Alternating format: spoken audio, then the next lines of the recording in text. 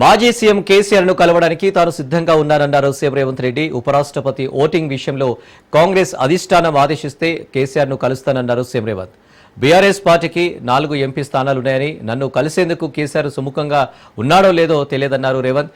ఇక రాజ్యాంగ పరిరక్షణ కోసం ఉపరాష్ట్రపతి అభ్యర్థిగా సుదర్శన్ రెడ్డిని ఇండియా కూటమి ఎంపిక చేసిందన్నారు.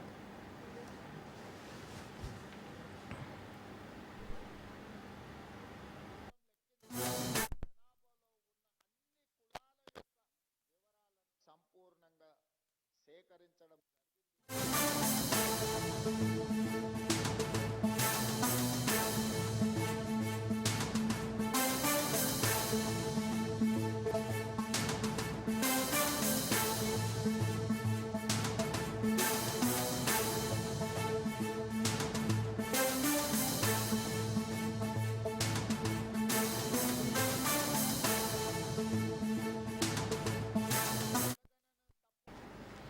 మాజీ సీఎం కేసీఆర్ ను కలవడానికి తాను సిద్ధంగా ఉన్నారన్నారు సీఎం రేవంత్ రెడ్డి. ఉపరాష్ట్రపతి ఓటింగ్ విషయంలో కాంగ్రెస్ అధిష్టానం ఆదేశిస్తే కేసీఆర్ ను కలుస్తానన్నారు సీఎం రేవంత్. ఇక దీనికి సంబంధించి మరిన్ని డీటెయిల్స్ మా ప్రతినిధి రాజు అందిస్తారు. రాజు.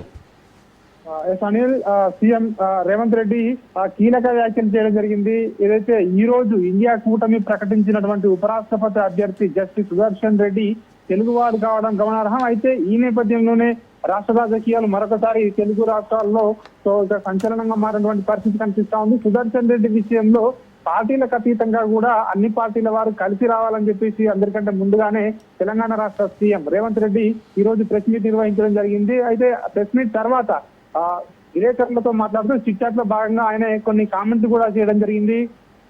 దీనికి సంబంధించి ఏదైతే ఉపరాష్ట్రపతి ఎన్నికలకు సంబంధించి కాంగ్రెస్ పార్టీ అధిష్టానం ఆదేశిస్తే ఖచ్చితంగా మాజీ ముఖ్యమంత్రి ప్రస్తుత ప్రతిపక్ష నేత బీఆర్ఎస్ అధినేత కేసీఆర్ ను కలుస్తానని చెప్పేసి కూడా ఆయన వ్యాఖ్యానించడం జరిగింది. అయితే తనను కలవడానికి మరి కేసీఆర్ అపాయింట్మెంట్ ఇస్తాడో లేదంటే తనను కలవడానికి ఇష్టపడతాడో లేదో తెలియదని చెప్పి కూడా సీఎం రేవంత్ రెడ్డి వ్యాఖ్యానించడం జరిగింది. ఈ రోజు ఏదైతే ప్రకటించినటువంటి అభ్యర్థి విషయంలో బీసీ రిజర్వేషన్ లో ఏదైతే ఆ బిల్లుకు సంబంధించి ఆయన జస్టిస్ సుదర్శన్ రెడ్డి కీలకంగా వ్యవహరించారని చెప్పేసి కూడా ఆయన చెప్పడం జరిగింది. అదేవిధంగా ఏదైతే ఉపరాష్ట్రపతి ఓటింగ్ విషయంలో పార్టీలకు అతీతంగా తెలుగు వారందరూ కూడా ఏకతాటిపైకి రావాలని చెప్పి కూడా చెప్పడం జరిగింది. గతంలో ఎన్టీఆర్ ఏదైతే ఏ విధంగానైతే తెలుగు వారి కోసం పివి నరసింహారావు ప్రధాని పదవి కోసం ఆయన ఏదైతే ఉప ఎన్నికకు సంబంధించి నంద్యాల నుంచి పోటీకి ఏ విధంగా ఆ ప్రతిపక్ష పార్టీ పోటీ నుంచి తప్పుకుందో అదే విధంగా కూడా గతంలో ఎన్టీఆర్ తీసుకొచ్చినటువంటి ఆయన ఏదైతే తీసుకున్న విధానం ఉందో దాన్ని స్ఫూర్తిగా తీసుకోవాలని చెప్పేసి కూడా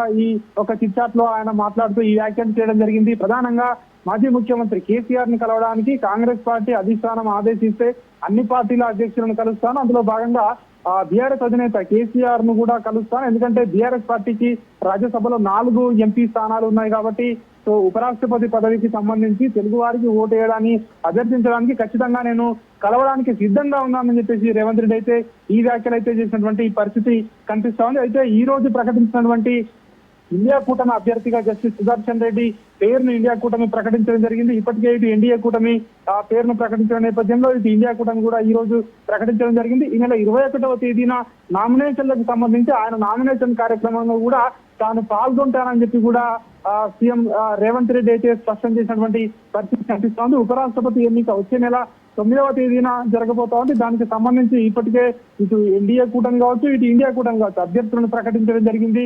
దీనికి సంబంధించి ఆయన తెలుగు వారు కావడం ఇండియా కూటమి ప్రకటించిన అభ్యర్థి.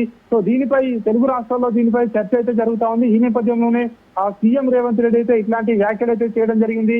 మాజీ ముఖ్యమంత్రి కేసీఆర్ కలవడానికి తాను సిద్ధంగా ఉన్నానని, కానీ అధిష్టానం ఆదేశిస్తే ఖచ్చితంగా వెళ్ళి కలుస్తానని, అయితే కేసీఆర్ తనను కలవడానికి సిద్ధంగా ఉన్నాడో లేడో తనకు తెలియదని చెప్పి కూడా రేవంత్ రెడ్డి అయితే వ్యాఖ్యానించిన పరిస్థితి కనిపిస్తా ఉంది. Anil. Right Raju, thank you.